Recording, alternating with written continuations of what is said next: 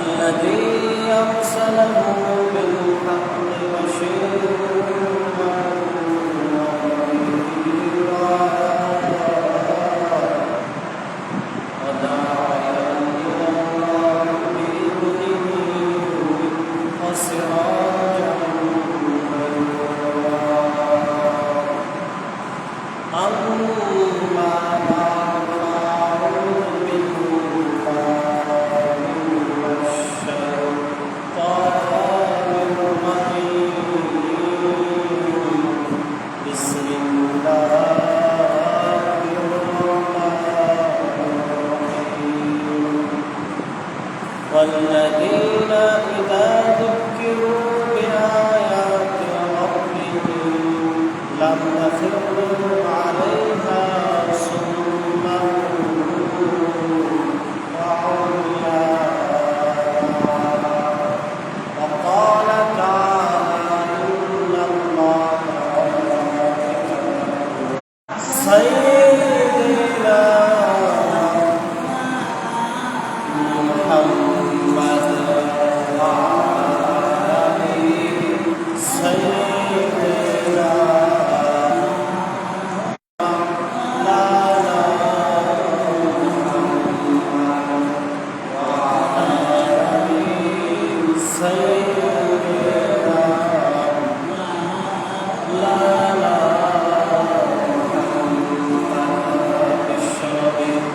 আগমনে জগৎ হইল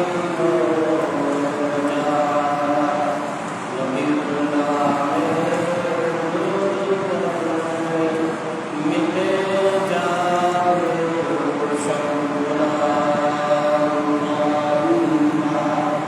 সাল্লি আলা সাইয়্যিদিনা মাওলানা মুহাম্মদ ওয়া আলা আলি সাইয়্যিদিনা মাওলানা মুহাম্মদ বালাগাল উলা كشفت الدجى بجماله حسنت الجميع صلوا عليه الحمد لله আল্লাহ পাক রব্বুল আলামিনের দরবারে শুকর আদায় করছি যে মহান রব্বুল আলামিন আমাদেরকে সপ্তাহের মধ্যে সর্বশ্রেষ্ঠ দিন জুমার দিনে মহান আল্লাহ রব্বুল আলামিনের মহান হুকুম সালাতুল জুমাতের মধ্যে তার উপস্থিতিতে আসা বসা সমবেত হওয়ার তৌফিক দিয়েছেন। এই জন্য কালিমাতুশ শুকর আমরা বলছি আলহামদুলিল্লাহ। আবার লাখো কোটি দুরূদ এবং সালাম বর্ষিত হোক দয়ার নবী মায়ার নবী বিশ্বনবী মুহাম্মদ রাসূলুল্লাহর উপর। আমরা বলছি সাল্লাল্লাহু আলাইহি ওয়াসাল্লাম। মুহতারাম হাজিরিন, আপনারা অবগত আছেন যে আমরা বিগত 10টি জুমায় ধারাবাহিকভাবে একটি বিষয় সম্পর্কে আলোচনা করে আসছি, আর তা হল আল্লাহ তাআলার প্রিয় বান্দাদের কিছু গুণ। সেই ধারাবাহিকতায় আজকে আল্লাহর প্রিয় বান্দাদের যে সমস্ত গুণ আছে সেই গুণগুলোর মধ্যে থেকে 11 নম্বর গুণের কথা আপনাদেরকে বলা হচ্ছে। আল্লাহ পাক রব্বুল আলামিন সূরা ফুরকানের 73 নম্বর আয়াতে ইরশাদ করেন, আল্লাহ বলেন والذين إذا ذكروا بآيات ربهم لم يخروا عليها صما وعميانا। আল্লাহ রাব্বুল আলামিন তার প্রিয় বান্দাদের গুণাগুণ বর্ণনা করতে গিয়ে বলেন যে আল্লাহর প্রিয় বান্দাদের একটা অন্যতম গুণ হলো তাদেরকে যখন আল্লাহর আয়াতগুলো পড়ে শোনানো হয়, তাদেরকে যখন আল্লাহর আয়াত সম্পর্কে বোঝানো হয়, তখন তারা অন্ধ এবং বধিরের মতো আচরণ করে না। অর্থাৎ আল্লাহর কথা যদি কখনো তাদেরকে বোঝানো হয়, বলা হয়, তখন তারা মনোযোগ দিয়ে গভীরভাবে আল্লাহর কথাগুলোকে শ্রবণ করে আল্লাহ রাব্বুল আলামিন বলেন এটা হলো আল্লাহর প্রিয় বান্দাদের একটা অনন্য গুণ। শুধু তাই নয়, সূরা আরাফের 204 নং আয়াতে আল্লাহ ইরশাদ করেছেন ওয়াইদা কুরিয়াল কুরআন ফাসতামিউ লাহু ওয়া আনসিতু লাআল্লাকুম তুরহামুন। এবং যখন কোরআনে পাকের আয়াত তিলাওয়াত করা হয়, কোরআনে পাকের আয়াত বলতে আল্লাহর কথা, আল্লাহর জিকির, এবং যখন কোরআনের আয়াত তিলাওয়াত করা হয় আল্লাহ বলেন ফাসতামিউ লাহু ওয়া আনসিতু, তখন তোমরা গভীর মনোযোগ দিয়ে শ্রবণ করবে এবং চুপ থাকবে। যদি তোমরা কোরআনের আয়াতগুলোকে গভীর মনোযোগের সাথে চুপচাপ শ্রবণ করতে থাকো লাআল্লাকুম তুরহামুন, আল্লাহ বলেন যে আমি অবশ্যই তোমাদের উপর দয়া করব। সুবহানাল্লাহ। তাহলে সূরা ফুরকানে আল্লাহ বললেন যে আল্লাহর প্রিয় বান্দাদেরকে যখন আল্লাহর আয়াত সম্পর্কে বলা হয়, শোনানো হয়, বোঝানো হয়, তারা বধিরের মতো করে না, অন্ধের মতো করে না, অর্থাৎ মনোযোগ দিয়ে শুনে। আর সূরা আরাফে আল্লাহ বললেন যদি মনোযোগ দিয়ে আল্লাহর কোরআন শুনে শ্রবণ করে চুপচাপ থাকে তাহলে আল্লাহ তাদেরকে দয়া করবেন। অর্থাৎ যখন আল্লাহর কথা মানুষ মনোযোগ দিয়ে শুনবে, চুপচাপ থেকে গভীরভাবে শ্রবণ করবে, মানুষ যেটা জানে সেটাই মানতে চায়, আল্লাহ সেদিকেই করলেন যে তোমরা কোরআন যখন মনোযোগ দিয়ে শুনবে তখন তোমাদের জন্য মানা সহজ হবে। আর আমি আল্লাহর কোরআন যখন তোমরা মানবে অবশ্যই আমি আল্লাহ তোমাদেরকে দয়া করব। এছাড়া সূরা আনফালের 2 নং আয়াতের মধ্যে আল্লাহ তাআলা বলেছেন, সেখানে আল্লাহ বলেন ইন্নামাল মুমিনুনা আল্লাযীনা ইযা যুকিরাল্লাহু ওয়াজিলাত কুলুবুহুম ওয়া ইযা তুলিয়াত আলাইহিম আয়াতুহু زادتهم إيمانا وعلى ربهم يتوكلون। আল্লাহ সূরা আনফালের 2 নং আয়াতের মধ্যে বলেন যে ঈমানদার মুমিন হলো তারা যাদের সামনে আল্লাহর কথা বললে তাদের অন্তরগুলো কেঁপে ওঠে, যাদের সামনে আল্লাহর আলোচনা করলে তাদের মনের ভিতরে একটা প্রকম্পন, একটা ভয় ভীতির সঞ্চার হয়, এবং যাদেরকে আল্লাহর আয়াত শোনালে তাদের ঈমান বেড়ে যায় এবং তারা আল্লাহর উপরই ভরসাকারী হয়। কারণ সূরা আনফালের মধ্যে আল্লাহ সুবহানাহু ওয়া তাআলা আল্লাহর আয়াত শ্রবণের একটা ফজিলতের কথা বললেন যে যারা আল্লাহর আয়াত শুনবে, তেলাওয়াত করবে, আল্লাহ তাদের ঈমানকে বাড়িয়ে দেবেন। অর্থাৎ যখন মানুষ আল্লাহর আয়াত তথা কোরআনের কথাগুলো শুনতে থাকবে, কোরআন তেলাওয়াত করতে থাকবে, তখন তার আখিরাতের বিশ্বাস বাড়বে, তখন আল্লাহর কুদরতের বিশ্বাস বাড়বে, তখন নবীদের প্রতি তাদের মহাব্বত, ভালোবাসা, নবীদের প্রতি বিশ্বাস, নবীদের মুআজিজার প্রতি তাদের বিশ্বাস, আল্লাহর কুদরতের প্রতি বিশ্বাস দৃঢ় হবে। আর যখন এগুলো হবে তখন অটোমেটিকলি বান্দার ঈমান বৃদ্ধি পেতে থাকবে। আল্লাহ সেটাই বললেন যে যখন মুমিন বান্দাতে বা আল্লাহর আয়াত তেলাওয়াত করবে তখন তাদের ঈমান বাড়বে। যখন মুমিন বান্দাদের সামনে আল্লাহর কথা বলা হবে তাদের অন্তরের মধ্যে একটা ভয় ভীতির সঞ্চার হবে, এবং মুমিন বান্দারা সর্বাবস্থায় যত বিপদ আপদ বালা মুসিবত আসুক, জানের উপর, মালের উপর, সম্পদের উপর, সন্তানের উপর, যে কোনো কিছুর উপর বিপদ আপদ আসবে, ঈমানদার মুমিন বান্দারা আল্লাহর উপর ভরসা করবে। মুহতারাম হাজিরিন, তাহলে এই আয়াতগুলোর মাধ্যমে আমরা একদিকে যেমন আল্লাহর প্রিয় বান্দাদের গুণ জানলাম যে তারা আল্লাহর কথাগুলো গভীর মনোযোগ দিয়ে শ্রবণ করে, অপরদিকে আল্লাহ আমাদেরকে এটাও জানিয়ে দিলেন গভীরভাবে আল্লাহর আয়াত শ্রবণ করলে আল্লাহ ঈমানকেও বাড়িয়ে দেবেন, আল্লাহর পক্ষ থেকে দয়াও ঈমানদারকে দান করবেন। পক্ষান্তরে আল্লাহর আয়াত তথা কোরআন মনোযোগ দিয়ে না শোনার সিফত হলো, অভ্যাস হলো কাফের মুশরিকদের। এটাও আল্লাহ কোরআনের মধ্যে রেকর্ড করে দিয়েছেন। সূরা ফুসসিলাত, যেটাকে হামিম আর সাজদা বলা হয়, এই সূরার 26 নং আয়াতের মধ্যে আসছে। আল্লাহ তাআলা বলেন কাফেরদের স্বভাব বলতে যে আল্লাহ বলেছেন, আল্লাহ বলেন وقال الذين كفروا لا تسمعوا لهذا القرآن, আল্লাহ বলেন এবং কাফেররা একে অপরকে বলে যে লা তাসমাউ লিহাদাল কোরআন, তোমরা এই কোরআন শুনবে না।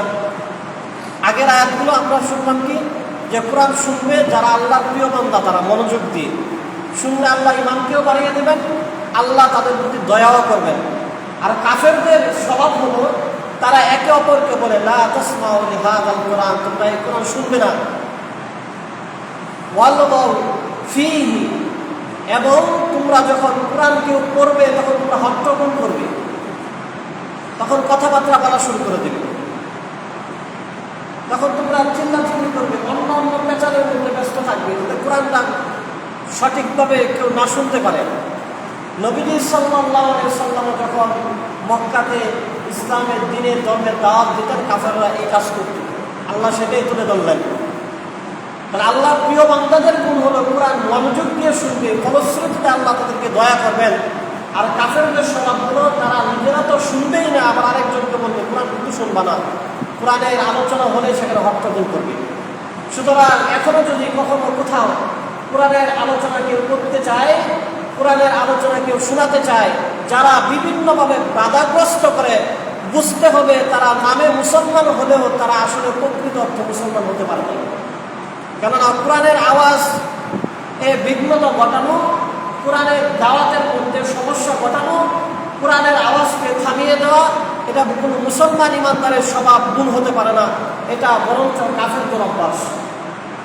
এবং কাফেররা বলতো লাআল্লাকুম তাগলিবুন, যদি তোমরা এমনটা করো, কোরআন না শোনো, কোরআন শোনানোর ক্ষেত্রে তোমরা বাধাগ্রস্ত করে দিতে পারো, লাআল্লাকুম তাগলিবুন, তাহলেই তোমরা বিজয় হবে। কথাটা বোঝার চেষ্টা করি, তাহলেই তোমরা বিজয় হবে, এক কাফের আরেক কাফেরকে বলতো। অর্থাৎ মুসলমানদের বিজয় এই কোরআন মানা, কোরআন শোনা, কোরআনের উপর আমলের মধ্যে নিহিত, এটা কাফেররাও বুঝছে। এজন্যই কাফেররা বলছে কোরআন শুনবা না, কোরআন কাউকে শুনতেও দিবা না। যদি এটা করতে পারো কাফেররা, তোমরা বিজয়ী। তার মানে আমরা যদি কোরআন শুনি, কোরআন মানি, কোরআন শোনার ব্যবস্থা করতে পারি, তারা বিজয়ী হতে পারে। আল্লাহ সুবহানাহু ওয়া তাআলা কথাগুলো বুঝার তৌফিক দান করুন। মুহতারাম হাজরিন, আল্লাহ আল্লাহর প্রিয় বান্দাদের গুণ বলতে যেয়ে বললেন তারা আল্লাহর কথাগুলো গভীরভাবে শুনে অন্ধ এবং বধিরের মতো আচরণ করে না। লাব্বাখিরু আলাইহা সুম্মা ওয়া উমিয়ানা, এই চোখ এবং কান আল্লাহর অপার সৃষ্টি, অমূল্য সম্পদ, অমূল্য সম্পদ। যতদিন চোখের পাওয়ার ঠিকঠাক কাজ করে, ততদিন এই চোখের মূল্য কারো বুঝে আসে না, বুঝে আসবেও না। যখন এই নিয়ামতের মধ্যে কোনো সমস্যা দেখা দেবে, তখন বোঝা যাবে যে এই নিয়ামত আল্লাহ কত দামি নিয়ামত। যখন কানের আওয়াজটা আর আগের মতো স্বাভাবিক শোনা যায় না, বয়সের ভারে কিংবা অন্য কোনো কারণে, তখন বোঝা যাবে কানে সঠিকভাবে শুনতে পারে আল্লাহর কত নিয়ামত, আর কানে ঠিকঠাক না শুনতে পারলে কত বেশি সমস্যা। মানুষের নামই পাল্টে যায়। একজন মানুষ চোখে ঠিকমতো না দেখলে মানুষ তাকে কানা বলে, অন্ধ বলে। একজন মানুষ কানে ঠিকমতো না শুনলে তাকে বলে ভয়রা বলে, বধির বলে। মানুষের গোটা জীবনের মানে অর্জনটাই বৃথা হয়ে যায়, তখন তার নামই অন্ধ এবং বধির হয়ে যায়। আল্লাহ সুবহানাহু ওয়া তাআলা সূরা আনআমের 46 নং আয়াতে কান এবং চোখ আল্লাহর পক্ষ থেকে যে কত দামি নিয়ামত, সেটা একটু অন্যভাবে মানুষের সামনে উপস্থাপন করেছেন। আল্লাহ বলেন قُلْ أَرَأَيْتُمْ إِنْ أَخَذَ اللَّهُ سَمْعَكُمْ وَأَبْصَارَكُمْ وَخَتَمَ عَلَى قُلُوبِكُمْ مَنْ إِلَٰهٌ غَيْرُ اللَّهِ يَأْتِيكُمْ بِهِ। আল্লাহ বলেন যে হে নবী, আপনি মানুষদেরকে বলে দেন, যদি আল্লাহ তোমাদের চোখ এবং কানকে উঠিয়ে নেয়, চোখের স্বাভাবিক দেখাটা আল্লাহ বন্ধ করে দেন, কানের স্বাভাবিক শ্রবণ করার শক্তিটাকে আল্লাহ লুপ করে দেন। যদি চোখের দেখা সংকীর্ণ হয়ে যায়, চোখের পাওয়ারটা কমে যায়, কানে আর ঠিক মতো আওয়াজ মানুষ শুনতে না পায়, আল্লাহ যদি এটা করে দেয়, অখতামা আলা কুলুবিকুম, এবং মানুষের অন্তরের মধ্যে মোহর মেরে দেয়, মানুষগুলোকে আল্লাহ হেদায়েত থেকে বঞ্চিত করে দেয়। আল্লাহ বলেন যে মান ইলাহুন গায়রুল্লাহি ইয়াতিকুম বি, তাহলে দুনিয়ার কোন বাদশা আছে, কোন ক্ষমতাধর আছে, কোন মালিক আছে, ওই ব্যক্তিকে আমার চোখটা ফিরিয়ে দিবে, ওই ব্যক্তিকে কানের আওয়াজটাকে ফিরিয়ে দিতে পারবে, ওই ব্যক্তিকে হেদায়েতের রাস্তা দেখিয়ে দিতে পারবে আল্লাহ ছাড়া আর কোন ব্যক্তি আছে? আল্লাহ একটু হুঙ্কারের সাথে বললেন ইয়াতিকুম বি, আছে নাকি কেউ ফিরিয়ে দেবে চোখের আওয়াজ, চোখের পাওয়ার? আছে নাকি কেউ ফিরিয়ে দিতে পারবে কানের আওয়াজ? কেউ কি, আমি আল্লাহ কাউকে ভ্রষ্ট করে দেওয়ার পরে, হেদায়েত থেকে দূরে সরিয়ে দেওয়ার পরে, তার অন্তরে মোহর অঙ্কিত করে দেওয়ার পরে তাকে হেদায়েত দিয়ে দিবে, এরকম কেউ আসো নাকি? থাকলে আসো, চোখের পাওয়ার ফিরিয়ে দাও, কানের আওয়াজ ফিরিয়ে দাও। এরপরে আল্লাহ বলেন, এটা প্রশ্ন রাখছেন আল্লাহ, কখনোই তো সম্ভব না। অনেক সময় আমরা আমাদের ক্ষমতা দাপট বুঝাইতে যায় বলি, পারলে করে দেখা যেত, মানে আসলে ওই ব্যক্তি পারবে না আর কি। আল্লাহ এটাই বুঝাইছেন যে আমি চোখের পাওয়ার কারো উঠিয়ে দিলাম, কারো কানের আওয়াজ কমিয়ে দিলাম, কারো অন্তরে মরণকৃত করে দিলাম, পারলে এটা ফিরিয়ে দাও তো দেখি। তার মানে দুনিয়ার কেউ আর পারবে না, পারেও তো না। এরপরে আল্লাহ বলেন উনজুরু কাইফা নুসাররিফুল আয়াত, এবার আল্লাহ একটু দরদের সাথে বলেন যে আমি তোমাদেরকে কত সুন্দরভাবে বিভিন্ন যুক্তির মাধ্যমে উল্টিয়ে পাল্টিয়ে, সররাফাই সররিফুল শব্দের অর্থ একটু পাল্টাপাল্টি করা, উলটপালট করে দেওয়া। আল্লাহ বলেন কত সুন্দর বিভিন্ন ধরনের যুক্তির মাধ্যম, যুক্তি আমি তোমাদেরকে দেখাই। এটা একটা যুক্তি তো দেখালেন, চোখের পানি পাওয়ার যদি আমি আল্লাহ নিয়ে যাই, কানের আওয়াজটাকে যদি আমি আল্লাহ কমাইয়া দিই, অন্তর যদি আমি মহারঞ্জিত করে দিই, আল্লাহ এটাই বলতেছেন আমি বিভিন্ন যুক্তির মাধ্যমে তোমাদেরকে বুঝাই, বিভিন্ন যুক্তি তোমাদের সামনে আমি আল্লাহ উত্থাপন করি। সুম্মা হুম ইয়াসরিফুন, তবুও কি তোমাদের হুঁশ ফিরবে না? তবুও কি তোমরা ফিরবে না? অর্থাৎ আমি আল্লাহ যে কান এবং চোখ অমূল্য নিয়ামত দান করলাম, সেগুলো দিয়ে কি আমি আল্লাহর কোরআন করবে না? আমি আল্লাহর বিধিবিধানগুলো মানবে না? যে ইসলাম দিন ধর্ম ইমান তোমাকে দান করলাম, সেই ইমান পাওয়ার পরে কি তুমি ইসলামের বিধানগুলো পালন করবে না? তুমি কি ফিরবে না? আমি আল্লাহর বিধানগুলো মানবে না? আল্লাহ এই কথা আমাদেরকে বলে দিলেন। আল্লাহ সুবহানাহু ওয়া তাআলা আমাদেরকে কথাগুলো উপলব্ধি করার তৌফিক দান করুন। এই আল্লাহর দেওয়া অমূল্য সম্পদ চোখ এবং কান, এই দুটাকে আল্লাহর হুকুমে ব্যয় করার তৌফিক আল্লাহ আমাদেরকে দান করুন। মুহতারাম হাজিরিন, এটা ছিল আল্লাহর প্রিয় বান্দাদের 11 নম্বর গুণ, যে আল্লাহর প্রিয় বান্দারা আল্লাহর কোরআনকে গভীর মনোযোগের সাথে শ্রবণ করবে, অন্ধ এবং বধিরের মতো করবে না। আল্লাহ আমাদেরকে এই গুণ অর্জন করার তৌফিক দান করুন। মুহতারাম হাজিরিন, তারপর আমাদের ধারাবাহিক সূরা মুমিনুনের আলোচনা হচ্ছিল। গত জুমায় আপনারা সূরা মুমিনুনের 1 থেকে 12 নং আয়াতের 4 থেকে 12 নং আয়াতের বিস্তারিত আলোচনা শুনেছেন। আজকে 12 থেকে 22 এই আয়াতগুলোর আলোচনা আপনাদেরকে শোনানো হচ্ছে। গত জুমায় সূরা মুমিনুনে যে বিষয় বলা হয়েছিল, অর্থাৎ সফল মোমেন যারা, তাদের কিছু গুণ এবং এই গুণ অর্জন করলে আল্লাহ তাদেরকে কি দান করবেন সেগুলো আল্লাহ বলেছিলেন। এবং স্বাভাবিকভাবে আমরা মনে করতে পারি যে আমি একজন ইমানদার বা আমি একজন মানুষ হিসাবে এই কষ্ট করে এই গুণগুলো অর্জন করলাম, এটা তো অনেকটা আমারই কৃতিত্ব, এই ধরনের চিন্তা আমাদের আসতেও পারে। মানুষ তো।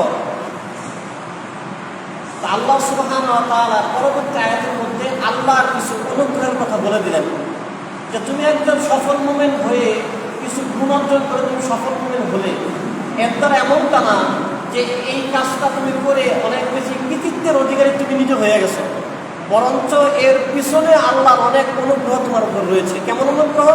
আল্লাহ বলেন ওয়ালাকাদ খালাকনাল ইনসানা মিন সুলালাতিন মিন তিন, আল্লাহ বলেন যে নিশ্চয়ই আমি মানুষদেরকে মাটির সারাংশ থেকে সৃষ্টি করেছি।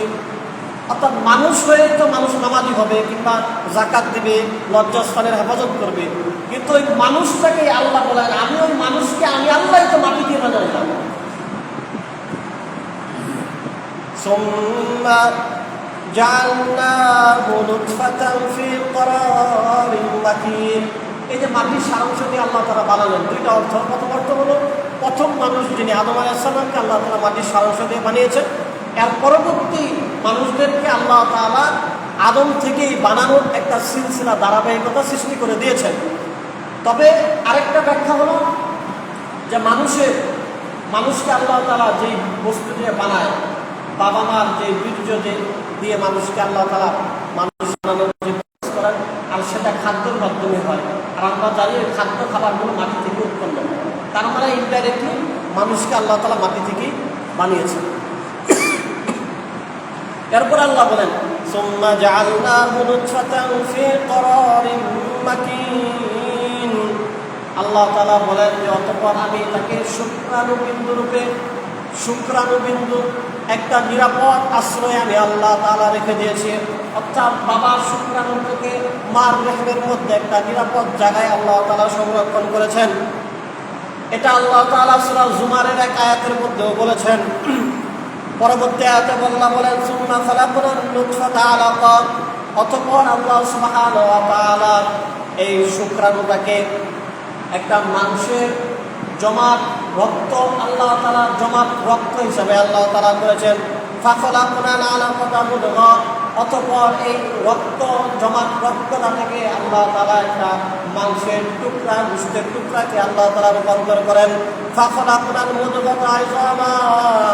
অতঃপর আল্লাহ সুবহানাহু ওয়া তাআলা তার মধ্যে হাড্ডি উপস্থিত আল্লাহ তাআলা ব্যবস্থা করেন। ফাকাসাউনাল ইযামা লাহমা। অতঃপর আল্লাহ তাআলা এই হাড্ডির মধ্যে মাংসের গোশতের প্রলেপ লাগিয়ে দেন। সুম্মা আনশানাহু খালকান আখার। অতঃপর আল্লাহ তাআলা ভিন্ন একটা অভিনব একটা সৃষ্টি আল্লাহ তাআলা রূপান্তর করে দেন। অর্থাৎ একজন মানুষের একদম আদ্যপান্ত সৃষ্টি সমস্ত বিষয় আল্লাহ তাআলা বলে দিলেন। এরপরে আল্লাহ তাআলা সবিশেষ বলতেছেন ফাতাবারাকাল্লাহু আহসানুল খালিকিন। আল্লাহ সুবহানাহু ওয়া তাআলা কত বরকতময়, শত সুনিপুণ সৃষ্টিকারী। একজন মানুষকে আল্লাহ তাআলা কত সুন্দর করে সৃষ্টি করছেন। এই মানুষের প্রথম দাঁত যদি মানুষ দেখত, এখন তো বিভিন্ন প্রযুক্তির মাধ্যমে মানুষ দেখে যে আমাদের পূর্বের অবস্থান কি ছিল। একটা ছোট শিশু বাচ্চা, সদ্য ভূমিষ্ঠ বাচ্চা, তার এই যে 9-10 মাস মায়ের পেটে যে জার্নিটা, এটা যেই প্রসেসের মধ্য দিয়ে গেছে, সেগুলো যদি মানুষের সামনে থাকে, আল্লাহ সূরা দাহরের প্রথম আয়াতে যেটা বলেছেন হাল আতা আলাল ইনসানি হিনুম মিনাদ দাহরি লাম ইয়াকুন শাইউন মাযকুর। আল্লাহ প্রশ্ন করেন মানুষকে, মানুষ তোমার উপর দিয়ে কি এরকম একটা সময় অতিবাহিত হয় নাই যেই সময়ে তুমি এমন অবস্থায় ছিলে, এমন একটা অবস্থায় তুমি ছিলে যে অবস্থা বর্ণনা করার মতো কোনো অবস্থায় তুমি ছিলে না। একটা মানুষকে কি বলার মতো থাকে যে এক সময় তুমি নাপাক বীর্য ছিলে, এটাকে বলার মতো কথা, বলার মতো কথা। আল্লাহ তাআলা সেটাই বলছেন, মানুষ এমন একটা অবস্থা, এমন একটা কালকে তুমি অতিক্রম করে আসো নাই যে সময়টা বর্ণনা করার মতো অবস্থায় তো তুমি ছিলে না। ওই অবস্থান থেকেই তো আজকে তোমাকে রুষ্ট একদম নওজোয়ান মানুষ আমি আল্লাহ তাআলা বানিয়েছি। এটাই আল্লাহ তাআলা বলতেছেন ফাতাবারাকাল্লাহু আহসানুল খালিকিন। এই যে বিভিন্ন প্রসেস মেনটেন করার পর একটা সুন্দর অভিনব একটা সৃষ্টি আমি আল্লাহ তাআলা বানিয়ে দিয়েছি। এরপরে আল্লাহ সুবহানাহু ওয়া তাআলা আমাদেরকে আখিরাতের কথা স্মরণ করে দিচ্ছেন যে এখন মনে করো যে তোমাকে আমি অনেক শক্তি সামর্থ্য দান করলাম। মানুষ যখন মাতৃগর্ভ থেকে ভূমিষ্ঠ হয় একদম অসহায় থাকে। মানুষ ছাড়া অন্য যত প্রাণী আছে এগুলা, ছাগলের বাচ্চা মার পেট থেকে বের হওয়ার পরে 3টা লাফালাফি লাফ দেয়। মুরগির বাচ্চা মার পেট থেকে বের হওয়ার পরে খাবার খোঁটাখুটি শুরু করে দেয়।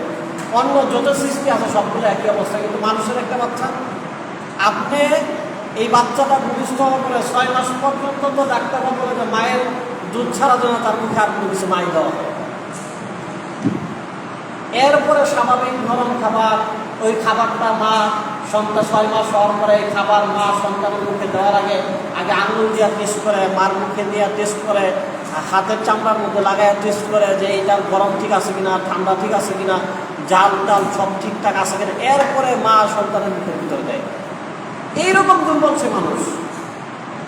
কিন্তু এই মানুষ আল্লাহ সূরা ফুসসিলাতের এক আয়াতের মধ্যে বলেছেন যে মান আশাদ্দু মিন্না কুওয়া, বলে আল্লাহ বলেন যে এই মানুষটাই যখন আবার একটু শক্তি সামর্থ্য হয় তখন বলে আমার থেকে শক্তিশালী আর কেটা। সে নিজেই বলতে থাকে। আর যদি ফেরাউন মার্কা হয় তখন তো বলে আনা রাব্বুকুল আলা, আমি তো সবচেয়ে বড় রব। এই মানুষ কোন মানুষ?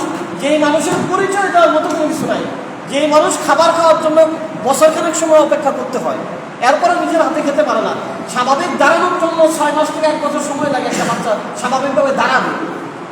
ওই মানুষ যখন একটু শক্তিশালী হয়, যুবক বয়সে হয়, তখন বলতে থাকে, আল্লাহ বলছেন আমার আশাদ্দু মিন্না কুওয়া, আমার থেকে শক্তিশালী কারা।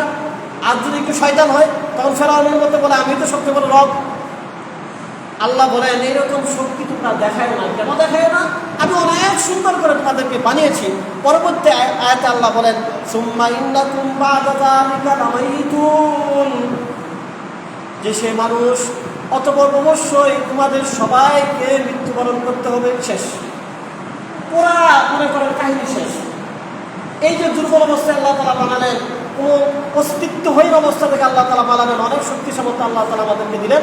আমরা হয়তো মনে করতেছি আমি একদিনও মরবো না, আমার শক্তি শেষ হবে না, আমার ক্ষমতা আমার হাত থেকে যাবে না। আল্লাহ বলেন এরকম করার কোনো সুযোগ নাই। সুম্মা ইন্নাকুম বা'দা যালিকা লামাইতুন, অতঃপর অবশ্যই তোমাকে মরতে হবে, অবশ্যই তোমাকে মরতে হবে। এটা সাধারণ সব মানুষের ব্যাপারে যেমন আল্লাহ তাআলা নবীজির ব্যাপারেও বলেছেন। সূরা জুমারের শেষের দিকে এসেছে, 24 পারার একদম শেষের দিকে এসেছে। আল্লাহ তাআলা নবীজিকে বলেছেন ইন্নাকা লামাইতুন ওয়া ইন্নাহুম মাইতুন, নিশ্চয় হে নবী আপনিও মারা যাবেন, যারা আপনার সাথে শত্রুতা করে, সত্য দিন ধর্মের বিরোধিতা করে, এগুলোও মরবে।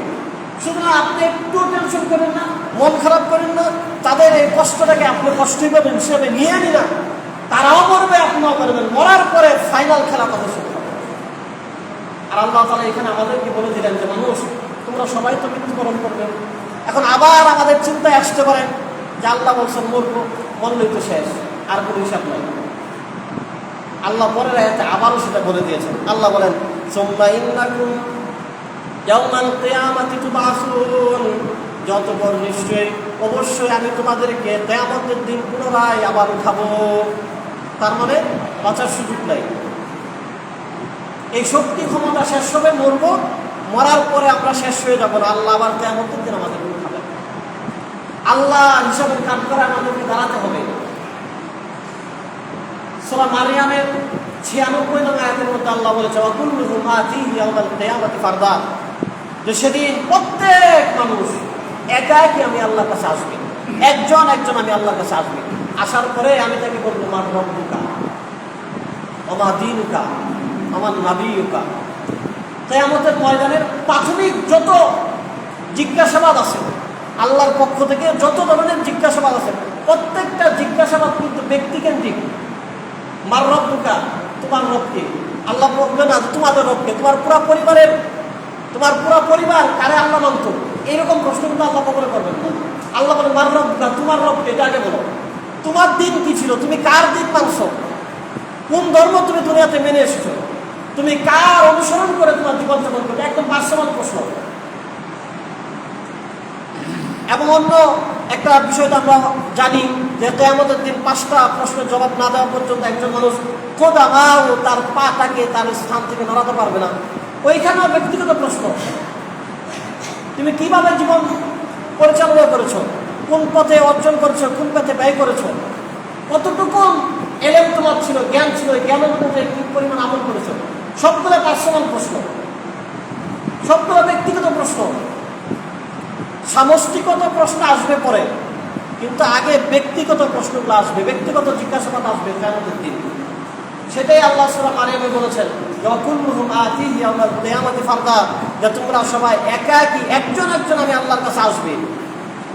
সুতরাং আমরা অনেক সময় বিভিন্ন দল, বিভিন্ন মতাদর্শের, বিভিন্ন মানুষের, বংশের, পাড়ার, মহল্লার, দেশের বিভিন্ন ধরনের প্রভাবে মানুষের সাথে খারাপ আচরণ করে থাকি, যে আমার পিছনে অমুকের শেল্টার আছে, অমুক দলের পার আমার পিছনে আছে, আমার থেকে ক্ষমতাবান কেনা, আমি তো অমুক এলাকায় বাসিন্দা, আমি তো অমুক দেশের নাগরিক, আমরাই তো ক্ষমতার মালিক। কিন্তু এই একটাও কাজে আসবে না, কেউ আমার আশেপাশে থাকবে না, বরঞ্চ থাকার সুযোগ কোথায়? একজন একজন করে তো আল্লাহ তাআলা ডাকবেন হিসাব নেওয়ার জন্য। এটাই আল্লাহ সুবহানাহু ওয়া তাআলা আয়াতে বললেন যে আমি অনেক সুন্দর করে মানুষ বানিয়েছি, অতঃপর সবাইকে মরতে হবে, মরার পরেই মানুষ শেষ হয়ে যাবে না, আমি আল্লাহর কাছে আবার সবাই পুনরায় উপস্থিত হবে। এরপরে আল্লাহ তাআলা আরো বলেন, ওয়ালাকাদ খালাকনা ফাওকাকুম সাবআ তারাইক, আল্লাহ বলেন যে অবশ্যই আমি তোমাদের উপরে 7টা স্তরে আসমানকে বানিয়ে দিয়েছি, 7টা স্তর আমি আল্লাহ তাআলা বানিয়ে দিয়েছি।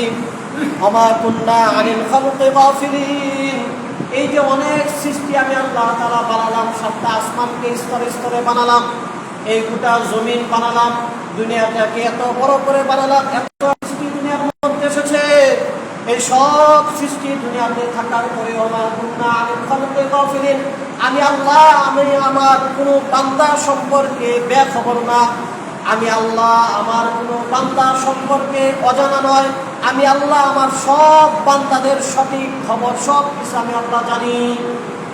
মনে করতে পারে এক দুনিয়ার কাছিবার মধ্যে বলে রয়েছি, কোনো খবর নাই, এরকম না। সবাইকে সব কিছুতে ফাঁকি দেওয়া যাবে, আল্লাহকে কোনোভাবেই ফাঁকি দেওয়া যাবে না, বরঞ্চ আল্লাহ আমাদের সব কিছু রক্ষণাবেক্ষণ করতেছে, দেখতেছে। আমার আপনার প্রত্যেক মানুষের প্রত্যেকটা প্রয়োজনকে আল্লাহ তাআলা পূরণ করতেছে। আমরা হয়তো বাংলাদেশের মানুষ ভাত রুটি ডাল মাংস এগুলো খেয়ে জীবনযাপন করতেছি, কোনো কোনো দেশের মানুষ ফলমূল খেয়ে জীবনযাপন করে, কোনো কোনো দেশের মানুষ হয়তো রুটি খেয়ে জীবনযাপন করে, কোনো কোনো দেশের মানুষ হয়তো আরো অন্য অন্য ধরনের খাবার দাবার খেয়ে জীবনযাপন করে। এই সব কিছুর ব্যবস্থাপনা কিন্তু আল্লাহ তাআলাই করতেছে। যে অবস্থায় যেখানে যেরকম আছে তাদের সবার সব কিছুর ডাটা আল্লাহ তাআলার কাছে রয়েছে।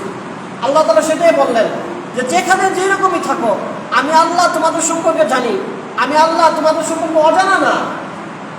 এরপরে আল্লাহ তাআলা বলতেছেন যে ওয়ানসালনা মিনাস সামাই মাআন বিকদারিন, আল্লাহ বলেন যে আমি তোমাদের জন্য আসমান থেকে পরিমিত বৃষ্টি দান করি, ফাআসকান্নাহু ফিল আরদ, অতঃপর ওই বৃষ্টিগুলোকে আমি জমিনের মধ্যে সংরক্ষণ করি।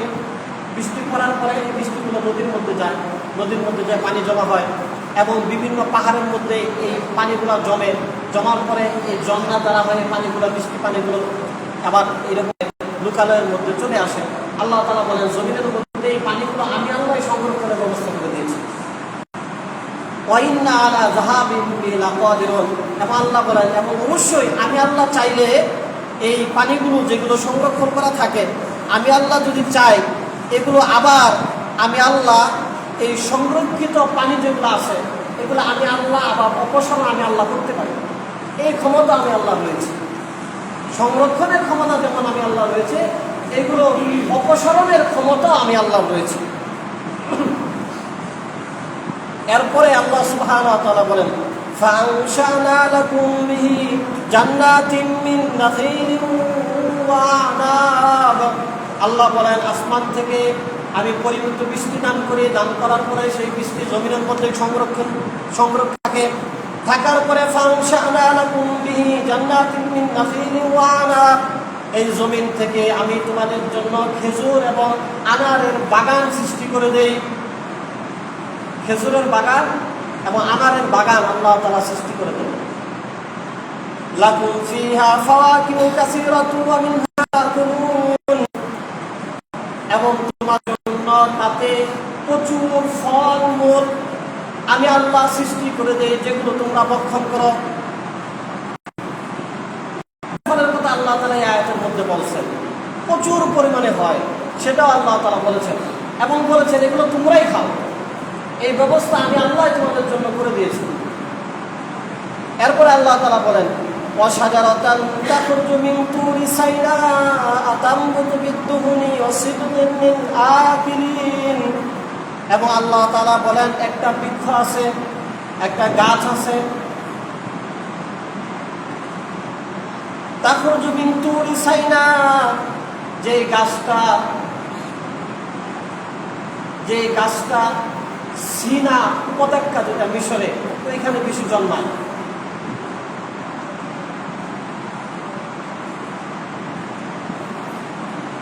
এবং এই গাছটাকে বলা হয় তিল। এবং এই গাছের মধ্যে থেকে আল্লাহ সুবহানাহু ওয়া তাআলা মানুষকে যেমন ফল দান করেন, এবং আল্লাহ তাআলা এই গাছের থেকে আল্লাহ তাআলা মানুষকে তেলও দান করেন।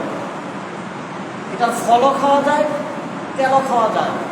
এবং এই তেল যেরকম আমাদের দেশে সরিষার তেল যে সাধারণত আমরা খাবারের আইটেমে ব্যবহার করি, আর কেরোসিন তেল এটা জ্বালানি হিসাবে ব্যবহার করি। কিন্তু আল্লাহ তাআলা এই যে সিনা পর্বতে যে তেল পাওয়া যায়, যে গাছের মাধ্যমে যে তেল আল্লাহ তাআলা দান করেন, আল্লাহ বলেন এই তেল তোমরা খাওয়ার কাজেও ব্যবহার করতে পারবো, এটা তোমরা জ্বালানি হিসাবে ব্যবহার করতে পারবো। তামবুতু বিদ্দুহনি ওয়া সিবতুল লিল আকিলিন। আল্লাহ সুবহানাহু ওয়া তাআলা বলেন যে এটা খাওয়ার কাজে যেমন ব্যবহার হয়, এটা জ্বালানি হিসাবে তোমরা ব্যবহার করতে পারো। এরপরে বলতে আয়াতে আল্লাহ সুবহানাহু ওয়া তাআলা বলেন ওয়া ইন্না লাকুম ফিল আনআমি লাইবরা, এবং নিশ্চয়ই তোমাদের জন্য চতুষ্পদ প্রাণীর মধ্যে রয়েছে শিক্ষণীয় বিষয়। চতুষ্পদ প্রাণী, চার পাওয়ালা যে সমস্ত প্রাণী আল্লাহ বলেন সেগুলোর মধ্যে তোমাদের জন্য অনেক শিক্ষণীয় বিষয়, অনেক ইবরাত আল্লাহ তাআলা তোমাদের জন্য রেখেছেন। নুসকিকুম মিম্মা ফি বুতুনিহা, যে তাদের উদর থেকে আল্লাহ তাআলা তোমাদেরকে পরিতৃপ্ত করেন। অর্থাৎ চতুষ্পদ প্রাণী যেমন গাভী, বকরি, দুম্বা, এগুলো দুধ, মহিষ, এগুলো দুধ তোমরা খেয়ে পরিতৃপ্ত হয়ে থাকো।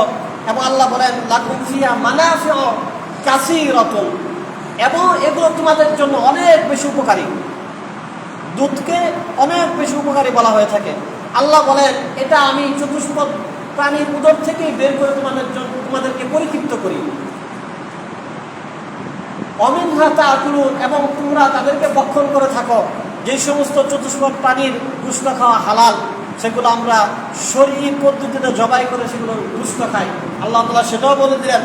এবং সাথে সাথে আরো বললেন পরবর্তী আয়াতে ওয়া আলাইহা ওয়া আলাল ফুলকি তুহমালুন, এবং তোমরা এই সমস্ত চতুষ্পদ জন্তুকে তোমরা তোমাদের সওয়ারি হিসাবে, যানবাহন হিসাবে ব্যবহার করে থাকো, এবং নৌযানকে তোমরা তোমাদের যানবাহন হিসাবে ব্যবহার করো।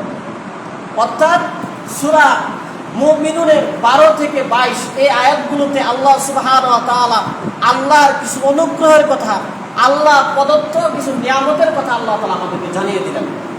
আল্লাহ সুবহানাহু ওয়া তাআলা এই কথাগুলোর উপর, এই কথাগুলোকে উপলব্ধি করার এবং আল্লাহর কুদরতের উপর পরিপূর্ণ ঈমান আনয়নের তৌফিক আল্লাহ আমাদের সবাইকে দান করে। সবাই বলে আমিন। বাকি আয়াতগুলোর আলোচনা পর্যায়ক্রমে অন্য জুমাতে হবে ইনশাআল্লাহ। মুহতারাম হাজরিন, পরিশেষে আপনাদেরকে বলছি যে আমরা জানি যে আগামীকালকে 12 রবিউল আউয়াল মাসের 12 তারিখ আমাদের দেশে এই তারিখটাকে, এই দিনটাকে বিভিন্ন উৎসবের মাধ্যমে উদযাপন করা হয়ে থাকে। এটার কারণ হয়েছে যে আমরা সবাই জানি যে নবীজি সাল্লাল্লাহু আলাইহি ওয়াসাল্লাম রবিউল আউয়াল মাসে দুনিয়াতে এসেছেন, এবং রবিউল আউয়াল মাসের 12 তারিখে দুনিয়া থেকে বিদায় নিয়েছেন। কথাটা আবারও খেয়াল করে শুনবেন, রবিউল আউয়াল মাসে এসেছেন। এখানে কিন্তু আমি তারিখের কথা বলি নাই, রবিউল আউয়াল মাসে দুনিয়া থেকে বিদায় নিয়েছেন। কারণ নবীজি দুনিয়াতে আসার ক্ষেত্রে কয়েকটা মত পাওয়া যায়, কিন্তু যাওয়ার ক্ষেত্রে ভিন্ন কোনো মত পাওয়া যায় না। যেমন আসার ক্ষেত্রে 8 তারিখ, 10 তারিখ, 12 তারিখ, আরো অন্যান্য তারিখের কথা পাওয়া যায়, কিন্তু নবীজি যে 12 তারিখে দুনিয়া থেকে বিদায় নিয়েছেন এর মধ্যে কোনো ধরনের সন্দেহ নাই। এবং আসা যাওয়ার বার সোমবারই ছিল। নবীজি সোমবারে দুনিয়াতে এসেছেন, সোমবারে দুনিয়া থেকে বিদায় নিয়েছেন। কুরআন এবং হাদিসে গোটা নবীজি সাল্লাল্লাহু আলাইহি সাল্লামের গোটা জীবনে আমরা যেইভাবে যেই পদ্ধতিতে 12 রবিউল আউয়াল আয়োজন করি, নবীজি সাহাবারা ওইভাবে করেন না। আমরা যেইভাবে করি, আমরা কিভাবে করি, আমাদের দেশে যে জশ্ন জুলুস হয়, এর আমন্ত্রিত অতিথি পাকিস্তানের এক লোক জন্ম, ধরেন এটাকে মৃত্যুদিন না, আমরা জন্মদিনই মনে করলাম। ওই লোককে মালা দ্বারা পরানো হয়, গাড়ির সামনে লাগানো হয়, ওই লোকের মাথার মধ্যে ফুল ছিটানো হয়, তারপরে মিছিল করা হয়। জন্মদিন তো হইল কেন না? এটা একটা ভুল কাজ। আরো বড় ভুল কাজ, জন্মদিন এইরকম উৎসব পালন করা। এটা কোনো ইসলামিক কালচার না, কোরআন এবং হাদিসে কোনোখানে এটা কোনো ধরনের উল্লেখ নাই। এখন তো 1-2 বছর, কয়েক বছর যাবৎ দেখা যাচ্ছে যে খ্রিস্টানরা যেরকম জন্মদিন পালন করার সময় কেক কাটে, নবীজির জন্মদিন পালন করার সময় কেক কাটে। নাউজুবিল্লাহ। আপনাদের কাছে প্রশ্ন রাখতে চাই, ইসলাম কি এমন এক ধর্ম যে ধর্মে নবীজি দুনিয়াতে আসছেন, এমন আনন্দের একটা দিন পালন করার জন্য খ্রিস্টানদের মতো কেক কেটে আমাদের পালন করতে হবে? ইসলাম কি এরকম একটা অসম্পূর্ণ ধর্ম নাকি? অবশ্যই ইসলাম অসম্পূর্ণ, ইসলাম স্বয়ংসম্পূর্ণ ধর্ম। তার মানে আমরা যারা নবীজির জন্ম পালন করতে যাই খ্রিস্টানদের মধ্যে কেক কাটি, আমাদের নিজেদের সংকীর্ণতা যে আমরা ইসলামিক কালচার বাদ দিয়ে খ্রিস্টানদের কালচার পালন করি। যদি এমন করি, আমরা ভুলেও করে থাকি, নবীজি বলেছেন মান তাশাব্বাহা বিকওমিন ফাহুয়া মিনহুম, যেই কওম যেই জাতির কাজ করবে ওই কওম আল্লাহর কাছে ওই জাতি হিসাবে বিবেচিত হবে। আমরা যদি নবীর জন্মদিনও খ্রিস্টানদের মধ্যে কেক কাটে পালন করি, তাহলে কেমন যেন আমরা নিজেরা খ্রিস্টান হয়ে যাব। এখন প্রশ্ন হইল, মোটা দাগে প্রশ্ন, যে নবীজি দুনিয়াতে আসছেন, যাকে না বানানো হলে আসমান জমিন গোটা সৃষ্টি কায়নাত আল্লাহ কিছুই বানাতেন না, এইরকম একজন মহামানব দুনিয়াতে আগমন করছে, তাহলে আমরা কি আনন্দিত না? অবশ্যই আনন্দিত। যে ব্যক্তি নবীজির জন্মকে কেন্দ্র করে আনন্দ না পায়, তার মনের ভিতরে একটা আনন্দের ভাব না আসে, সে আসলে পরিপূর্ণ ইমানদারি না। কারণ আজকে আমার আর আপনার মুসলমান হওয়া, ইমানদার হওয়া, নামাজ পড়া, রোজা পাওয়া, দিন ধর্ম পাওয়া সবকিছু আল্লাহ তাআলা নবীজির মাধ্যমেই দিয়েছেন। সুতরাং তার দুনিয়াতে আবির্ভাব না হলে তো ইসলাম আর দিন ধর্মই পাইতাম না আমরা। তাহলে তার দুনিয়াতে আসার ক্ষেত্রে অবশ্যই আনন্দিত হতে হবে, খুশি হতে হবে। এবং এই খুশি আবু লাহাবের মতো কাফেরও হয়েছিল, যে আবু লাহাব ধ্বংস হবে মর্মে আল্লাহ একটা সূরা নাযিল করেছেন, সূরা লাহাব। সেই লাহাবও নবীজি ভূমিষ্ঠ হওয়ার পরে খুশি হয়েছিল, তার বাদীকে আজাদ করে দিয়েছিল। সে শুধু বলেছিল আপনার একজন বাতিজা দুনিয়াতে আসছে। এজন্য আমরা অবশ্যই নবীজির জন্মকে কেন্দ্র করে খুশি হব, আনন্দিত হব। তবে প্রচলিত পদ্ধতিতে আমরা নবীজির এই জন্মটাকে আমরা উদযাপন করব না। একটা করব না, যেইভাবে করা হয় সেইটা কোরআন সুন্নাহর মধ্যে নাই। আরেকটা হলো যে নবীজিও এইভাবে করেন নাই। আর আরেকটা হলো যে যেই তারিখে নবীজির জন্ম ওই তারিখেই নবীজি দুনিয়া থেকে বিদায় নিয়েছেন। সুতরাং জন্মের কারণে যদি খুশি হতে হয়, মৃত্যুর কারণে আরো অনেক বেশি ব্যথিত হওয়া উচিত। নবীজি দুনিয়া থেকে চলে গেছেন মানে কি? নবীজি দুনিয়া থেকে বিদায় নিয়ে চলে গেছেন মানে হলো যে যখন মুসলমানদের কোনো বিপদ হইতো, নবীজির কাছে গেলে নবীজি একটা কথা বইলা দিলে বাস ওইটাই একটা নতুন ধর্ম হয়ে যেত। কোনো সাহাবী কোনো বিপদ আপদে নবীজির কাছে গেলে নবী যদি মুখ দিয়ে বলতেন, আগে তো এরকম করতে, এখন থেকে তুমি এরকম করবা, কোনো সমস্যা নাই, এইটাই তার জন্য ইসলামের বিধান হয়ে যেত।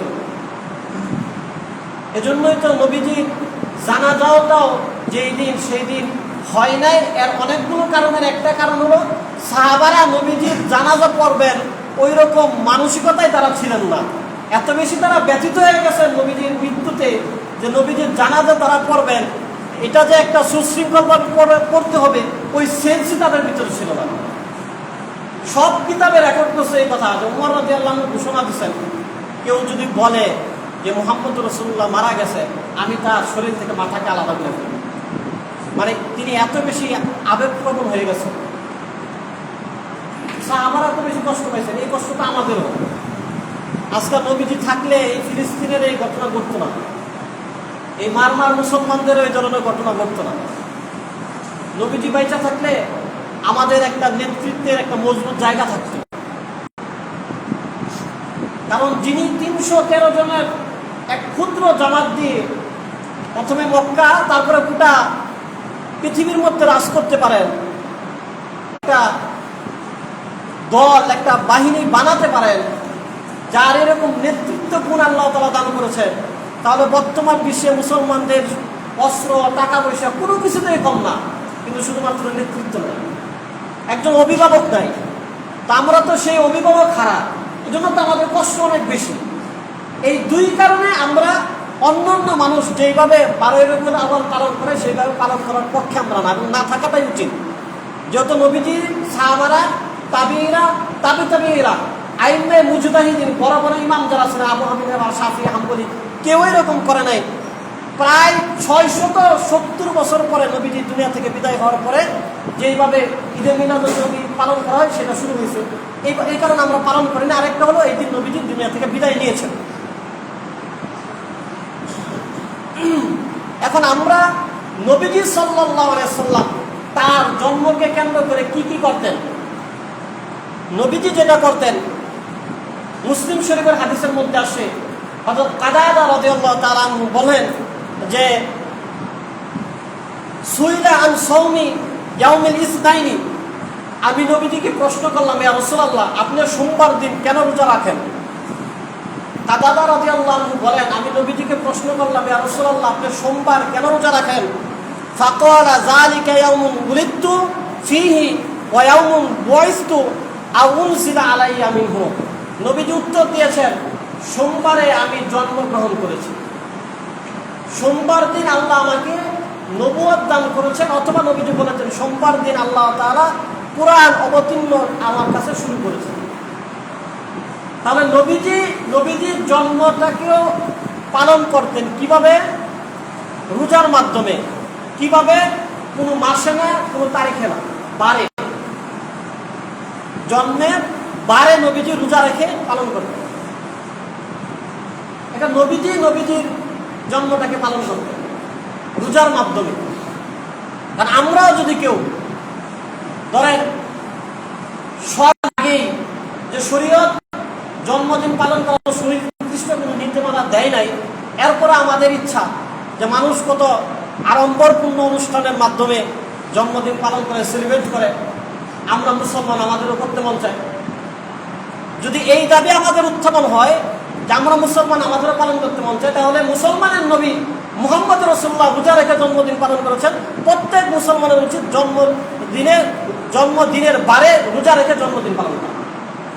তাহলে বোঝা যাবে যে এই দাবির সাথে একমত যে অন্য ধর্মের মানুষ ওভাবে জন্মদিন পালন করে, আমি মুসলমান হিসেবে জন্মদিন পালন করতে চাই। তাহলে মুসলমানের নবী জন্মদিন পালন করেছেন, ওই দিন রোজা রাখে, মুসলমানেরও ওই দিন রোজা রেখে জন্মদিন পালন করেছেন।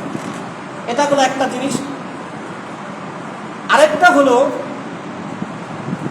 হযরত আবু হুরায়রা রাদিয়াল্লাহু তাআলা আনহু থেকে এক হাদিস আসছে তিরমিজি শরীফে। সেখানে নবীজি বলেছেন, ক্বালা তু'রাদুল আমালু ইয়াউমাল ইসনাইনি। নবীজি বলেছেন যে সোমবার দিন আল্লাহ সুবহানাহু ওয়া তাআলার কাছে বান্দার আমলটাকে সপ্তাহে রিপোর্ট আকারে পেশ করা হয়। আমরা শুক্রবার থেকে নিয়ে শুক্র, শনি, রবি যে আমলগুলো করি, সোমবার দিন এগুলো আল্লাহর কাছে দেওয়া হয়। নবীজি বলেন ওয়াল খামিস, এবং বৃহস্পতিবারে, সোমবার দিন এবং বৃহস্পতিবার দিন, শুক্র, শনি, রবি যে আমল করা হয় সোমবারে দেওয়া হয়, মঙ্গল, বুধ যে আমল করা হয় বৃহস্পতিবার আল্লাহর কাছে দেওয়া হয়। ফাহিব্বু আইয়ুরাদা আমালি ওয়া আনা সাইমুন। নবীজি বলেন, এজন্য আমি নবী এটা পছন্দ করি যে আমার আমল আল্লাহর কাছে দেওয়া হবে আর আমি ওই দিন রোজা অবস্থায় থাকব। এজন্য নবীজি সোমবারের দিন এবং বৃহস্পতিবারের দিন রোজা রাখতেন। সোমবারে এক রোজা রাখতেন জন্মদিন, আর এক রোজা রাখতেন এই দিন আল্লাহ তাআলার কাছে আমলগুলো পেশ করা হয়। এছাড়া অন্য এক হাদিসের মধ্যে আসছে, এটা আবু হুরায়রা রাদিয়াল্লাহু আনহু বর্ণনা করেছেন, আবু দাউদ শরীফের হাদিস। নবীজি বলেছেন, ক্বালা তুফতাহু আবওয়াবুল জান্নাতি কুল্লা ইয়াউমি ইসনাইনি ওয়া খামিসি। যে সোমবার দিন এবং বৃহস্পতিবারের দিন আল্লাহ জান্নাতের সব দরজাকে উন্মুক্ত করে দেন, খুলে দেন। ফায়ুগফারু ফি যালিকাল ইয়াউমাইনি কুল্লা আবদিন, এবং আল্লাহর যত বান্দা আছে এই দুই দিন আল্লাহ তাআলা সবাইকে মাফ করে দেন। লা ইউশরাকু বিল্লাহি শাইআন ইল্লা মাম বাইনাহু ওয়া বাইনা আখিহি শাহনাউ। তবে যারা শিরকের গুনাহে লিপ্ত থাকে এবং হিংসার বশীভূত হয়ে এক মুসলমান ভাই আরেক মুসলমানের সাথে সম্পর্ক ছিন্ন করে রাখে, আল্লাহ তাআলা এই দুই শ্রেণীর মানুষকে মাফ করেন না। সোমবার দিন, বৃহস্পতিবার দিন জান্নাতের সব দরজা খুলে দেওয়া হয়, সবাইকে আল্লাহ তাআলা মাফ করে দেন।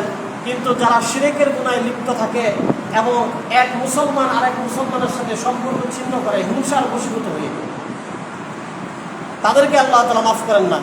ফায়ুকালু আনজিরু হাযাইনি হাত্তা ইয়াসতালিহা, তবে এই দুই জনের ব্যাপারে একটা দেওয়া হয়, অবকাশ দেওয়া হয় যে তোমাদেরকেও মাফ করে দেওয়া হবে যদি তোমরা সংশোধন হয়ে যাও। অর্থাৎ যারা শিরকের গুনাহে আছো, শিরকের গুনাহ ছেড়ে দাও। যারা হিংসার বশীভূত হয়ে এক মুসলমান ভাই আরেক মুসলমানের সাথে সম্পর্ক ছেদ করে আসো, তোমরা সম্পর্ক যদি ঠিক করে নাও তাহলে আল্লাহ তোমাদের মাফ করে। তাহলে আমরা রবিউল আউয়াল মাস, বিশেষ করে নবীজির জন্মকে কেন্দ্র করে আমরা রোজা পালন করতে পারি। যদি আমরা পালন করতে চাই, আমরা নবীজি যেই কাজগুলো করতে বলেছেন সেগুলো আমরা করতে পারি। অর্থাৎ নবীজি বলেছেন যে তোমরা আমার সুন্নতের অগ্রগামী হও, আমার সুন্নতের অনুসারী হয়ে যাও। মান আহাব্বা সুন্নতি ফাকাদ আহাব্বানি, আমার সুন্নত ভালোবাসবে মানে আমি নবীকে ভালোবাসা হয়ে যাবে। তাহলে আমরা এইরকম করতে পারি যে অনেকদিন যাবৎ, অনেক বছর যাবৎ এই সুন্নত পালন করি না। যেমন দাড়ি রাখা সুন্নত, দাড়ি যেদিন থেকে উঠছে সেদিন থেকে রাখা সুন্নত। দাড়ি রাখা সুন্নত কখন সুন্নত? দাড়ি যখন উঠা শুরু করছে তখন থেকে রাখা সুন্নত। সুতরাং কোনো মানুষ যদি রোজা রাখা অবস্থায়ও দাড়ি না থাকে, তাহলে রোজা রাখা অবস্থায়ও দাড়ি না রাখার গুনাহ আমলনামায় উঠতে থাকে। কোনো দাড়ি না রাখা মানুষ যদি নামাজ পড়া অবস্থায় থাকে, নামাজ পড়া অবস্থায় তার আমলনামায় দাড়ি না রাখার গুনাহ উঠতে থাকে। কোনো দাড়ি না রাখা মানুষ যদি হজ করতে থাকে, দাড়ি না রাখার কারণে হজ করা অবস্থায় দাড়ি না রাখার গুনাহ আমলনামায় উঠতে থাকে। এরকম ভাবে যত নেকের কাজ করবে দাড়ি না রাখার কারণে ওই গুনাহ আমলনামায় উঠতেই থাকবে। কারণ দাড়ি রাখার নিয়ম হলো দাড়ি উঠা শুরু করলে ওই সময় থেকে দাড়ি রাখা শুরু হবে। তাহলে আমাদের রবিউল আউয়ালটা তো এইভাবে উদযাপন হতে পারে যে আমরা নবীকে অনেক ভালোবাসি, নবী দুনিয়াতে আসছেন, সত্য দিন ধর্ম নিয়ে আসছেন। সুতরাং নিয়ত করলাম এইবার অনেক বছর যাবৎ দাড়ি রাখা হয় না, এইবার দাড়িটা রেখে নেব। নবীজি বলেছেন মান আহাব্বা সুন্নতি ফাকাদ আহাব্বানি, যে আমার সুন্নতকে ভালোবাসবে সে যেন আমি নবীকেই ভালোবাসলো। মান আহাব্বা সুন্নতি ফাকাদ আহাব্বানি ওয়া মান আহাব্বানি কানা মাই ফিল জান্নাহ, যে আমার সুন্নতকে ভালোবাসবে সে আমি নবীর সাথেই জান্নাত থাকবে। সুবহানাল্লাহ। নবীজি এটা বলেন নাই যে আমার জন্মকে কেন্দ্র করে তোমরা যা মিছিল করবা, জন্মদিন হইলে আমার, আবার ওই দিন কিন্তু আমার মৃত্যু, এখন অন্য আরেক ব্যক্তিকে তোমরা ফুলের মালা ছড়ায়া দিবা, এই বুকামি তোমরা কেন করো? আমার জন্মদিন মালা টালা পাইলে আমি নবী পাবো, এইটা না কইরা বিদেশ থেকে, পাকিস্তান থেকে এক লোক ভাড়া কইরা তাকে গাড়ির সামনে বসায় তার শরীরের মধ্যে ফুল ছিটাবো, এটা কোন ধরনের জন্মদিন পালন করা হলো? যেটা নবী করে নাই, সাহাবী করে নাই, কেউ করে নাই। আমাদের প্রতিবাদ্য আমরা নবীর সুন্নত পালন করব, এর দ্বারা নবীকে ভালোবাসা হবে, নবীকে ভালোবাসা হলে নবীর সাথে জান্নাতে যাওয়া যাবে। মনে রাখবেন, মরার পরে মানুষ যেই জিনিসগুলো দিয়ে নাজাত পাবে, নামাজ রোজা এই সমস্ত ইবাদত দিয়ে এতে মানুষ নাজাত পাবে। নামাজ রোজা আল্লাহর হুকুম ছাড়া মানুষ যেই জিনিসের মাধ্যমে জান্নাতে যেতে পারবে সেটার নাম হলো নবীর শাফায়াত। একজন মানুষের অনেক বেশি নামাজ রোজা নাই, কোনো না কোনো কারণে নবীর শাফায়াত তার নসিব হতে সে জান্নাতে যেতে পারবে। অর্থাৎ আল্লাহর ইবাদতে অনেক কিছু তার কমতি থাকার পরেও যদি নবীর শাফায়াত কোনোভাবে ভাগ্যে জুটে যায়, নবীর সন্তুষ্টি তার ভাগ্যে জুটে যায়, সে জান্নাতে যেতে পারবে। এটা চাক্ষুষ উদাহরণ হলো বদরের যুদ্ধের শুরুতে নবীজি সাহাবাদের থেকে মতামত চাইছিলেন যে আমি তো এরকম যুদ্ধ করতে চাই, তোমরা কি বলো, তোমাদের মতামত কি? তখন বিভিন্ন জন সাহাবী বিভিন্ন কথা বলেছিলেন। এর ভিতরে এক সাহাবী হযরত মিকদাদ রাদিয়াল্লাহু তাআলা আনহু, তিনি বলেছিলেন ইয়া রাসূলুল্লাহ, আমরা আপনার সামনে থেকে, পিছন থেকে, ডানে থেকে, বামে থেকে, আপনার চতুর্দিক থেকে কাফেরদের মোকাবেলা করব। এই কথা শোনার পরে নবীজির চেহারার মধ্যে একটা আনন্দের বাঁধ ফুটে আসছিল।